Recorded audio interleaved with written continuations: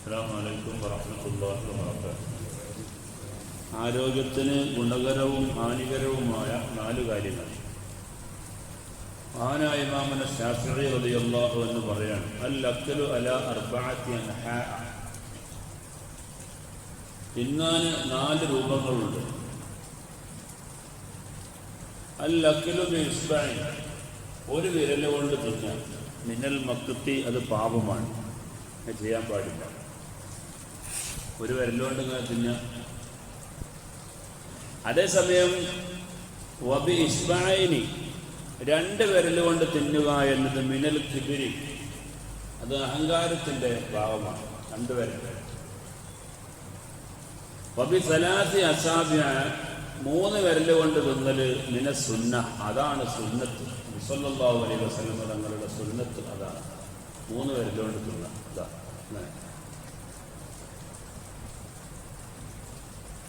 അതേസമയം ബാക്കിയുള്ളവ വബി അർബഈൻ, 4 വിരലുകൊണ്ടും ഹംസിൻ, 5 വിരലുകൊണ്ടും ഒക്കെ തിന്നുന്നത് മിനശ്ശർഹി, അത് ആഹാരത്തോടുള്ള ആർത്തിയാണ്.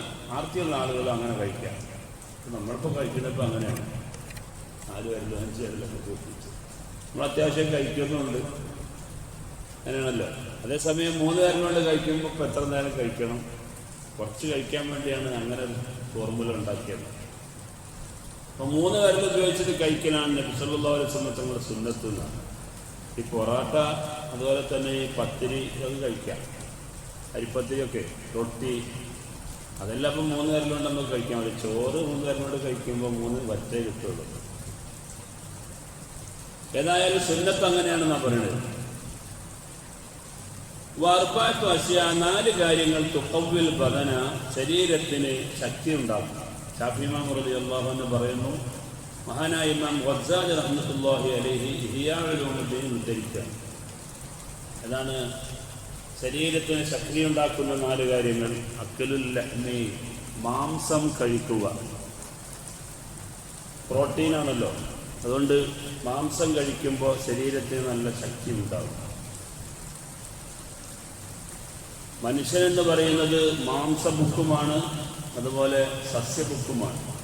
ആന ഒരിക്കലും മാംസം കഴിക്കുകയില്ല, അത് സസ്യഭുക്കാണ്. സിംഹം ഒരിക്കലും സസ്യം കഴിക്കുകയില്ല, അത് മാംസഭുക്കാണ്. മറ്റുള്ള മൃഗങ്ങളെ വേട്ടയാടിയിട്ടാണ് സിംഹം ജീവിക്കുന്നത്. അതേസമയം പട്ടയും ഇലയും മാത്രം ഭക്ഷിച്ചുകൊണ്ടാണ് ആന ജീവിക്കുന്നത്. ജീവിയെ തിന്നാറില്ല, സസ്യഭുക്കാണ്. പക്ഷെ മനുഷ്യൻ എന്ന് പറയുന്നത് മാംസഭുക്കുമാണ്, സസ്യഭുക്കുമാണ്. അപ്പം ഇത് രണ്ടും സമ്മിശ്രമായിട്ട് ഈക്വലായിട്ട് പോകണം. നമ്മൾ മാംസം മാത്രം കഴിക്കുന്നത് കൊണ്ട് അതും പ്രശ്നമാണ്. അപ്പോൾ കൊളസ്ട്രോൾ ഉണ്ടാവും.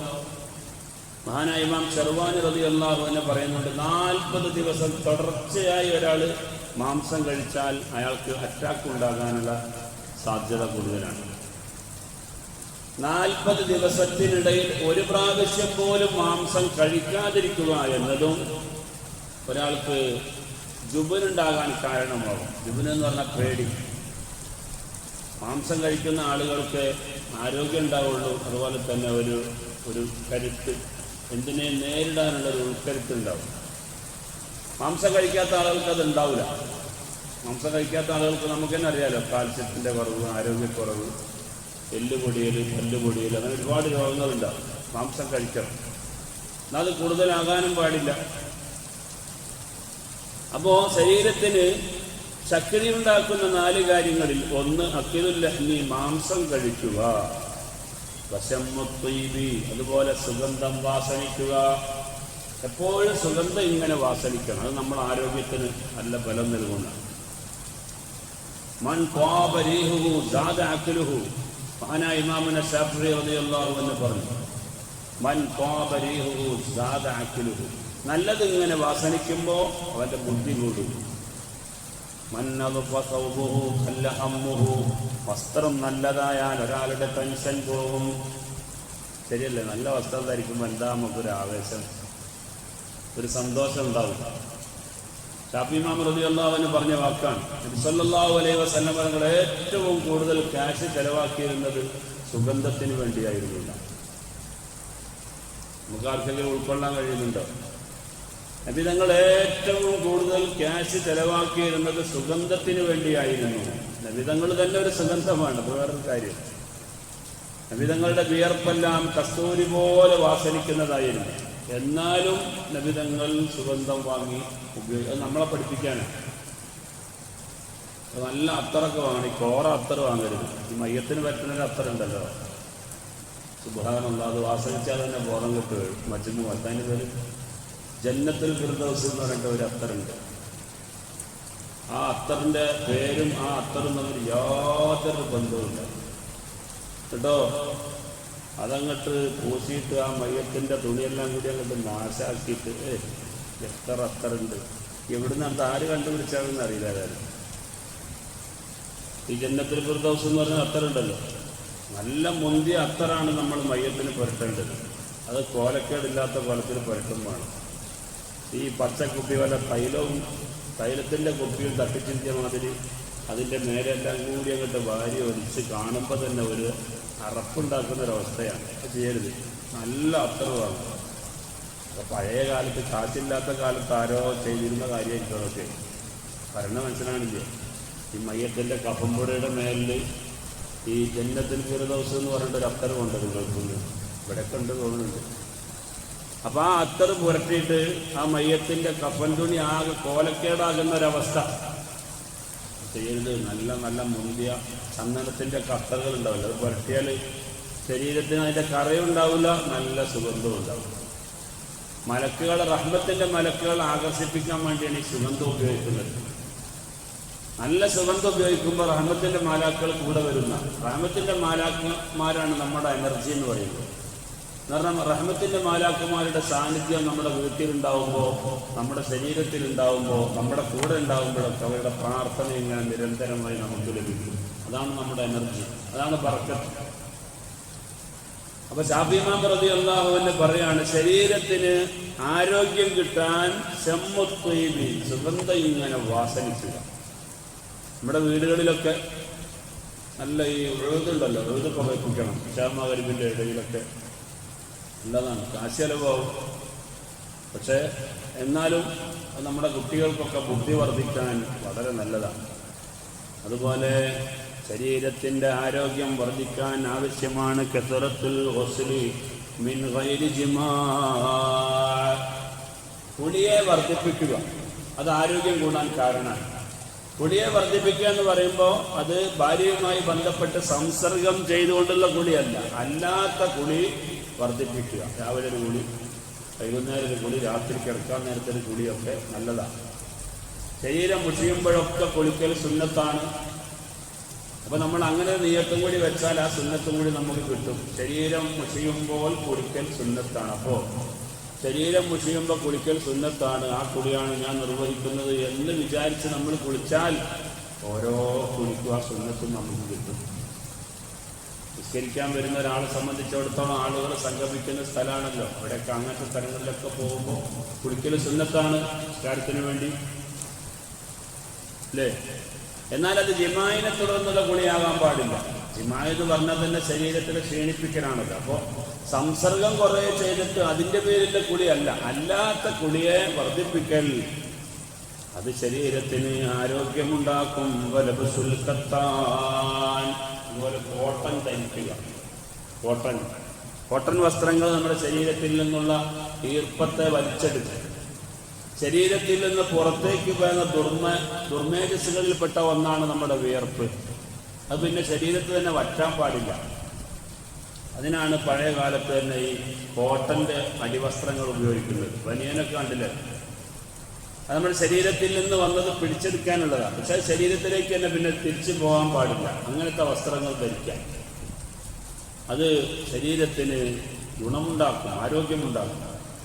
ഫർബാത്തുൻ തുവഹിനുൽ ബദന, എന്നാൽ 4 കാര്യങ്ങൾ ശരീരത്തിന് അനാരോഗ്യമുണ്ടാക്കും, ശരീരത്തെ ദുർബലമാക്കുന്ന 4 കാര്യങ്ങളുണ്ട്.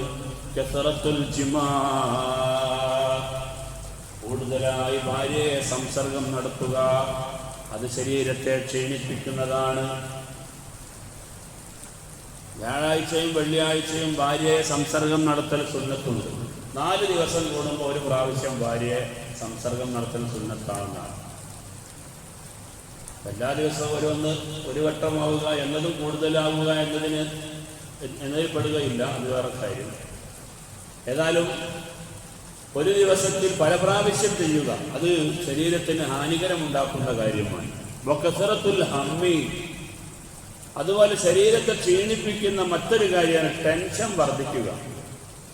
എപ്പോഴും ഇങ്ങനെ ടെൻഷൻ അടിക്കുക, ഹമ്മുണ്ടാക്കുന്ന കാര്യങ്ങൾ അതിനെ നിരുത്സാഹപ്പെടുത്തുന്നുണ്ട്. ഹയാത്തുൽ ഹയവാനുൽ കുബ്ര എന്ന് പറയുന്ന ഗ്രന്ഥത്തിൽ കാണാം, ഫമിമ്മ യൂരിസുൽ ഗമ്മ, ദുഃഖമുണ്ടാക്കുന്ന കാര്യത്തിൽപ്പെട്ടതാണ് അൽ മശിയു ബൈനൽ അഗ്നാമി, ആടുകൾക്കിടയിലൂടെ നടന്നു പോവുക. അത് ഒരാൾക്ക് ടെൻഷൻ ഉണ്ടാക്കുന്ന കാര്യമാണെന്നാണ്. അതുപോലെ തഅമ്മുമി ജാലിസൻ, ഇരുന്ന് തലപ്പാവ് ധരിക്കുക, അതും ദുഃഖം ഉണ്ടാക്കുന്ന കാര്യമാണ്. വലബസു സറാവീലി ഖായിമൻ, എന്നാൽ പാൻറ് നിന്നുകൊണ്ട് ധരിക്കുക അത് ദുഃഖമുണ്ടാക്കുന്ന കാര്യമാണ്. പാൻറ് എല്ലാവരും നിന്ന് തന്നെ ധരിക്കണം, വേറെ കാര്യം. പക്ഷെ ഇരിക്കണം, ഒരു സ്റ്റൂളിൽ ഇരിക്കുക, എന്നിട്ട് പാൻറ് ധരിച്ചിട്ട് പകുതി എത്തിയതിന് ശേഷം തന്നെ എണീറ്റിട്ട് പൃഷ്ഠഭാഗം കയറ്റുക, അങ്ങനെയാണ് വേണ്ടത്. ആദ്യം വലത്തെ കാലിൽ ധരിക്കണം. ഷർട്ടാണെങ്കിലും പാൻ്റാണെങ്കിലും ഒക്കെ വലത്തെ കയ്യിൽ ആദ്യം ധരിക്കണം. ഇപ്പോൾ പാൻറ്റും ഇരുന്നിട്ട് വലത്തെ കാലിൽ ധരിക്കാം, അങ്ങനെ മുട്ട് വരെ എത്തിയിട്ട് പിന്നെ അടുത്ത കാലിൽ ധരിക്കാം. ഇടത്തെ കാലിൽ ധരിച്ചിട്ട് പൃഷ്ഠഭാഗം എത്തുമ്പോൾ പിന്നെ എണീറ്റിട്ട് ബാക്കിയുള്ളതും കൂടി ധരിക്കും. അങ്ങനെയാണ്, അതാണ് സുന്നത്ത്. അപ്പം നിന്ന് തലപ്പാവ് ധരിക്കലും ടെൻഷൻ ഉണ്ടാക്കുന്ന കാര്യം അല്ല, ഇരുന്ന് തലപ്പാവ് ധരിക്കലും ടെൻഷൻ ഉണ്ടാക്കുന്ന കാര്യം, നിന്ന് പാൻറ് ധരിക്കലും ദുഃഖം ഉണ്ടാക്കുന്ന കാര്യം. അതുപോലെ പല്ലുകൊണ്ട് താടിരോമങ്ങൾ മുറിക്കുക, അത് ദുഃഖമുണ്ടാക്കുന്ന കാര്യമാണ്. ചില ആളുകൾക്ക് രോപ്യ താടിങ്ങനെ പിടിച്ചിട്ട് നീശങ്ങനെ പിടിക്കും, ഇടുന്നുണ്ട് പല്ലോട്ട് ഇങ്ങനെ ശരിയാക്കും, ചെയ്യരുത്, അത് ദുഃഖം ഉണ്ടാക്കുന്ന കാര്യം. എല്ലാം പറയുന്നുണ്ട്, അതല്ലേ നമ്മുടെ ഇസ്ലാമിന് പ്രത്യേകത. പറയാത്ത ഒരു കാര്യമുണ്ട് അവിടെ. അതുപോലെ ഈ വാതിലിന്റെ പടി ഉണ്ടല്ലോ, ഉമ്മരപ്പടിയിലെ എല്ലാം അറിയില്ല, അതിലിരിക്കുക. നമ്മളെ പഴയ കാലത്തെ കാരണന്മാർ പറയാറുണ്ട് ഉമ്മരപ്പടിയിൽ ഇരിക്കല്ലേ എന്നൊക്കെ. ഞങ്ങൾക്ക് തെളിവുണ്ട്. ശാഫിഈ ഫിഖ്ഹിലെ വലിയ പണ്ഡിതനാണ് മഹാനായ മുസദ്ദമീരി റളിയല്ലാഹു അൻഹു. അദ്ദേഹത്തിന്റെ ഹയാത്തുൽ ഹയവാനുൽ കുബ്ര എന്ന് പറയുന്ന ഗ്രന്ഥത്തിലാണ് പറയുന്നത്, ഉമ്മരപ്പടിയിലിരിക്കുക അത് ദുഃഖം ഉണ്ടാക്കുന്ന കാര്യമാണ്. വല്ലത്തുൽ, അതുപോലെ ഇടത്തെ കൈകൊണ്ട് തിന്നുക ദുഃഖമുണ്ടാക്കുന്ന കാര്യമാണ്. കുടിക്കലും അങ്ങനെ തന്നെ. അതിനൊന്നും ചില ആളുകൾക്ക് ഇപ്പോഴും മാറ്റം വന്നിട്ടില്ല. പല ആളുകളും കുടിക്കുന്നത് ഇപ്പോഴും ഇടത്തെ കൈകൊണ്ടാണ്.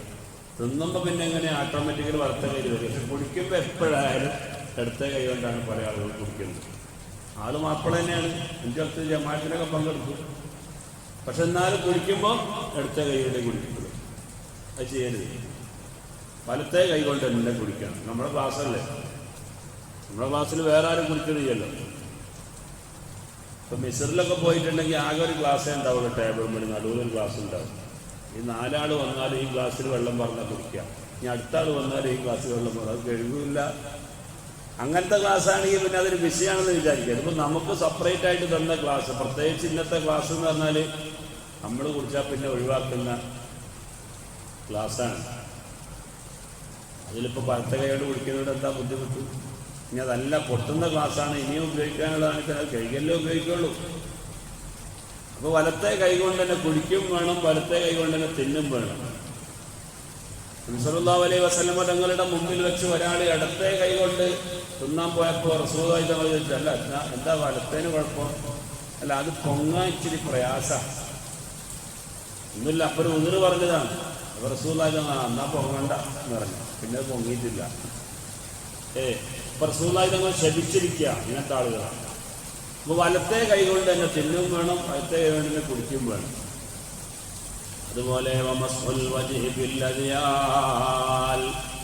ഉടുത്ത തുണിയുടെ ഭാഗം കൊണ്ട് മുഖം തടവുക. ഇതൊക്കെ പഴയ കാലത്ത് ആൾക്കാർ പറയാറുണ്ട്.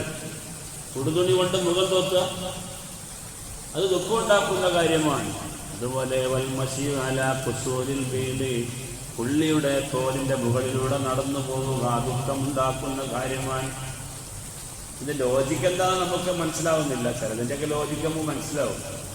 ഇതിൻ്റെ ലോജിക്ക് എന്താണെന്നറിയില്ല. ചിലപ്പോൾ പക്ഷേ ചെരുപ്പൊക്കെ സ്ലിപ്പായിട്ട് ചന്തി കുത്തി വീണ് രോഗിയാകാൻ കാരണമാകും എന്നതുകൊണ്ടോ അല്ലാഹു അഅലം. ഏതായാലും കിതാബിൽ അങ്ങനെ കാണുന്നു. വൽ ഇസ്തിൻജാഉ ബിൽ യമീൻ, വലത്തെ കൈകൊണ്ട് മനോഹാരം ചെയ്യുക, അത് ദുഃഖമുണ്ടാക്കുന്ന കാര്യം. ബിൽ മഖാബിരി, മക്ബറകളിൽ ചിരിക്കുക, അതും ദുഃഖമുണ്ടാക്കുന്ന കാര്യമാണ്. അവിടെ പോയി ദുഃഖിക്കല്ലേ വേണ്ടത്. മരിച്ചു കിടക്കുന്ന ഈ ആളുകളെ കാണുമ്പോൾ നമുക്ക് ദുഃഖം വരികയാണ് വേണ്ടത്. എന്നിട്ട് അവിടെ പോയി ഇങ്ങനെ ചിരിക്കാം, വിരോധാഭാസമാണ് ചെയ്യുന്നത്. അതെല്ലാം ദുഃഖമുണ്ടാക്കുന്ന കാര്യങ്ങളിൽ പെട്ടതാണെന്ന് മഹാനായ ഇമാം മൂസ ജമീലി റളിയല്ലാഹു അൻഹു തന്റെ ഹയാത്തുൽ ഹയവാനിൽ കുബ്ര എന്ന ഗ്രന്ഥത്തിൽ പറയുന്നു.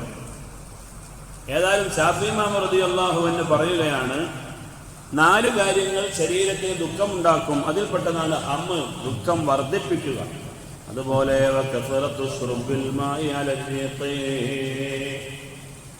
വെറും വയറ്റിൽ ധാരാളം വെള്ളം കുടിക്കുക. ഇത് ശരീരത്തിന് ഹാനികരമുണ്ടാക്കുന്ന കാര്യമാണെന്നാണ് പറഞ്ഞത്. ആരോഗ്യ ശാസ്ത്രവുമായിട്ട് ഇത് യോജിക്കുന്നുണ്ടോ എന്ന് എനിക്കറിയില്ല. ഡോക്ടർമാർ പറയുന്നത് രാവിലെ നല്ലോണം വെള്ളം കുടിക്കണമെന്നാണ്.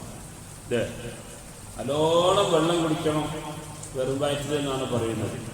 പക്ഷെ ശാഫിഈ ഇമാം റളിയല്ലാഹു അൻഹു പറയുന്നതായിട്ട് ഇഹ്യായിൽ ഉദ്ധരിക്കുന്നു, വകസറത്തു ശുർബിൽ മാഇ അലൽ നീർ, അമിതമായാൽ അമൃതവും ജശം എന്ന് പറയാറുണ്ട്. അതിൽ കൂട്ടിയാൽ മതി.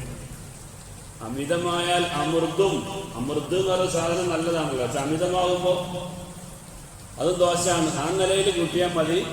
അമിതമായ വെള്ളം കൂടി വെറും വയറ്റിലാവുമ്പോൾ ദോഷം ചെയ്യും. അതുപോലെ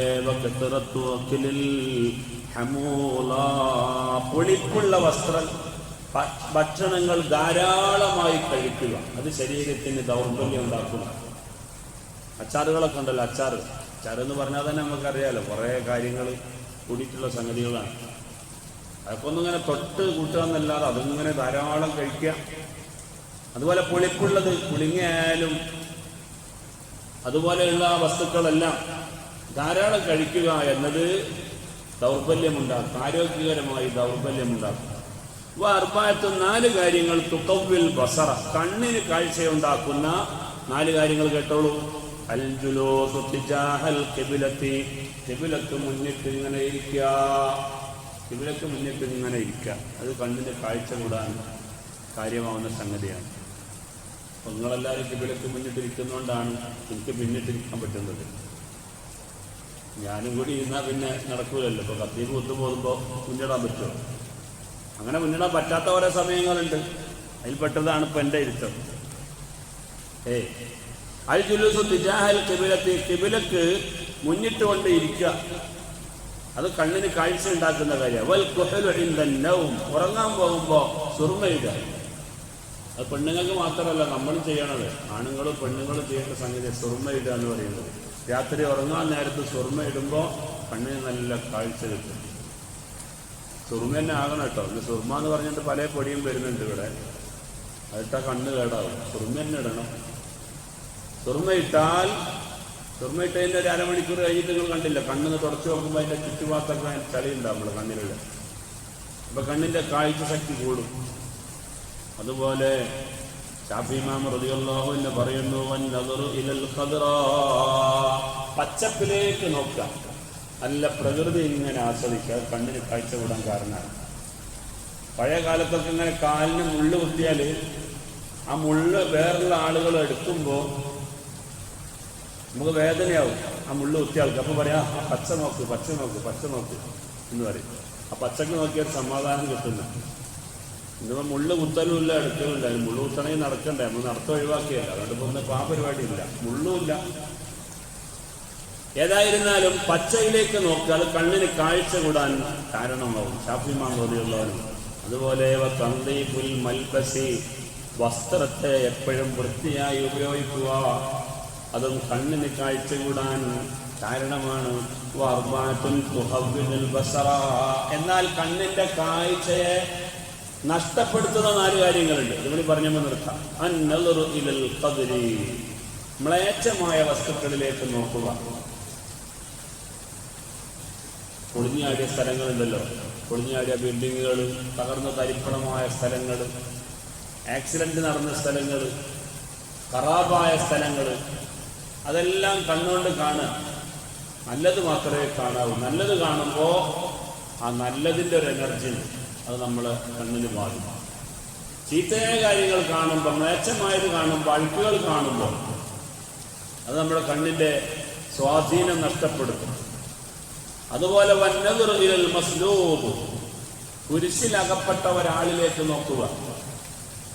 കുരിശിൽ തൂക്കി മരണപ്പെട്ട ഒരാളാണ്, അദ്ദേഹത്തിലേക്ക് നോക്കിയാൽ കണ്ണിന്റെ കാഴ്ചയെ കുറക്കുന്നതാണ്. മാത്രമല്ല വന്നദുർ ഇലാ ഫർജിൽ മർആ, പെണ്ണിന്റെ ഗുഹ്യത്തിലേക്ക് നോക്കലും കണ്ണിന്റെ കാഴ്ച ശക്തി നഷ്ടപ്പെടുത്തുന്നതാണ്. ആനുപാതികമായിട്ടായി പറയുന്നത്.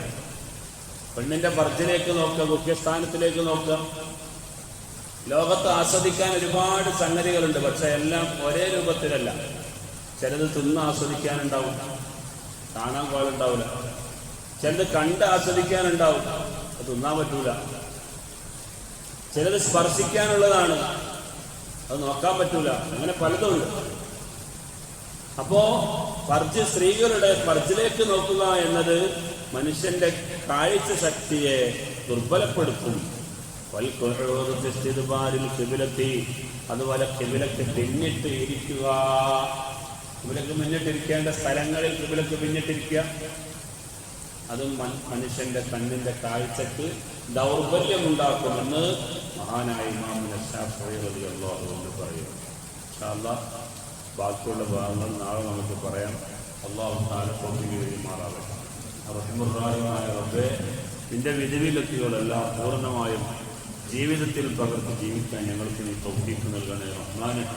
അല്ലാഹുവേ, നിങ്ങളുടെ ഈ മഹത്തായ മജ്‌ലിസ്, ഇൽമിന്റെ മജ്‌ലിസ്, മഴ പെയ്തിറങ്ങുന്ന നേരം ദുആക്ക് വലിയ ഇജാബത്തുണ്ടെന്നാണ്. അല്ലാഹുവേ, ഞങ്ങളുടെ ജീവിതത്തിൽ വന്നുപോയ എല്ലാ പാപങ്ങളും നീ പൊറുക്കണേ റഹ്മാനെ.